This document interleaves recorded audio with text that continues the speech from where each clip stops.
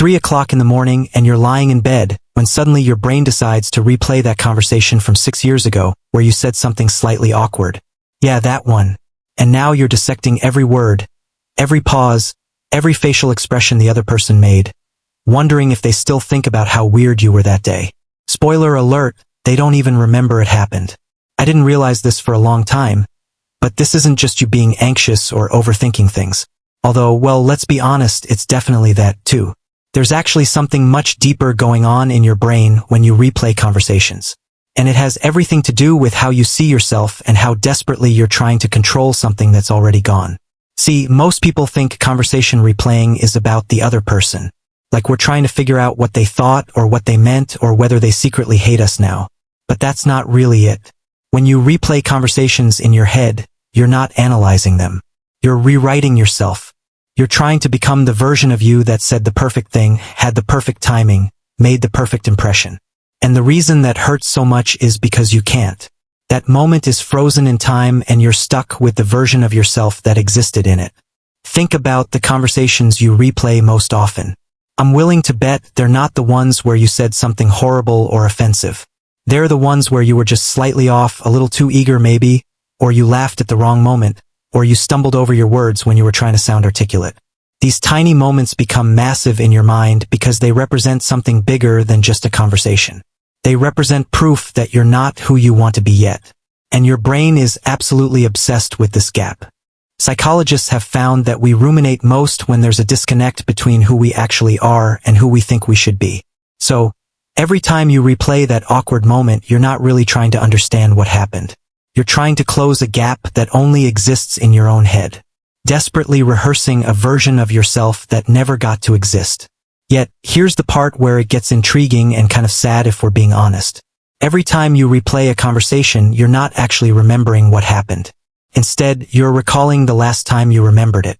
The human memory does not function like a video, more like a story that gets edited every time you tell it again. So that conversation you've replayed a dozen times, you're no longer acting out the real deal. Instead, you're going over a warped version that has been polluted by your anxiety, your insecurities, and your fears of what people will think. Which means you're basically torturing yourself over something that didn't even happen the exact way you remember it. Let that sink in for a second. How you perceive that conversation in your mind right now probably feels worse than it actually was. You've exaggerated the uncomfortable moments, downplayed the regular ones, and probably made up the scenes in which the other person was supposedly critiquing you. The more you watch it, your mental image of the fictional version will start to become even more real, which means your brain is essentially gaslighting you with your own memories. Now, I know what some of you are thinking, but I replay conversations to learn from them. I'm trying to improve myself for next time. And look, I get it. That sounds productive. That sounds like growth. But here's the uncomfortable truth. There's a massive difference between reflection and rumination. Reflection is when you think about a conversation, extract a lesson, and move forward. It has a beginning, a middle, and an end. Rumination is when you think about a conversation, extract a lesson, forget the lesson, replay the conversation again, extract the same lesson, hate yourself, replay it again, and then wonder why you can't sleep. It's a loop, and loops don't take you anywhere. The people who replay conversations the most aren't the ones who care about growth. They're the ones who care about control. And I mean that in the gentlest way possible because I've been there too. When you replay a conversation, you're trying to control how you're perceived. You're trying to control the narrative. You're trying to control the past, which is literally impossible. But your brain hasn't figured that out yet. Keeps trying anyway, convinced that if you just analyze it one more time, you'll find the key to rewriting history. There's something else happening here too. Something that doesn't get talked about enough. When you replay conversations, you're practicing being someone you're not.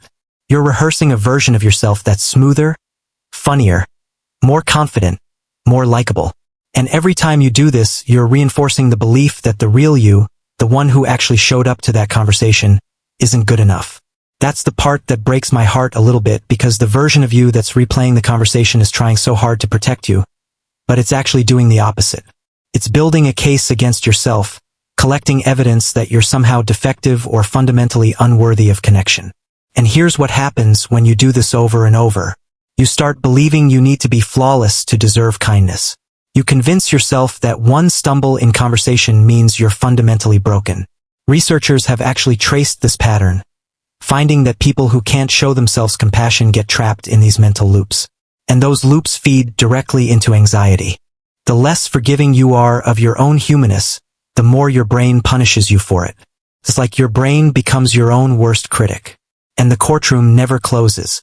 The real tragedy of conversations replaying isn't you saying something awkward 6 years ago. It's you've convinced yourself for 6 years that a single awkward moment defines you. It's that you've taken a single data point and turned it into your entire identity. That said, I want you to think about this. What if the conversations you replay most often aren't the ones that matter most? What happens if you can't stop thinking about them because in fact, they don't represent who you are? On some level, your brain is aware of this. It knows that the awkward version of you in that conversation isn't the whole story. It keeps trying to understand how this one moment fits in with everything else it knows about you. It's when your mind says, this doesn't fit. I need to look at it again. And perhaps, just maybe, the solution isn't to replay it better, but to stop letting one conversation have so much power over how you see yourself. Maybe it's recognizing that the mental energy you're spending on these replays could be going toward the people in front of you right now, toward the conversations you're having today that you'll actually remember tomorrow. Because here's the thing about conversations. They're moments, just moments. They're not prophecies about who you'll always be or evidence of some fundamental flaw in your character. They're just moments where you showed up as a human being, which means you were imperfect and trying and doing your best with whatever you had that day. And that's enough. That's always been enough. The person you were in that conversation was doing the best they could with the awareness they had at the time. They didn't have the benefit of hindsight or the luxury of a second take.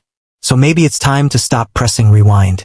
Maybe it's time to let those conversations stay in the past where they belong, imperfect and awkward and beautifully, painfully human.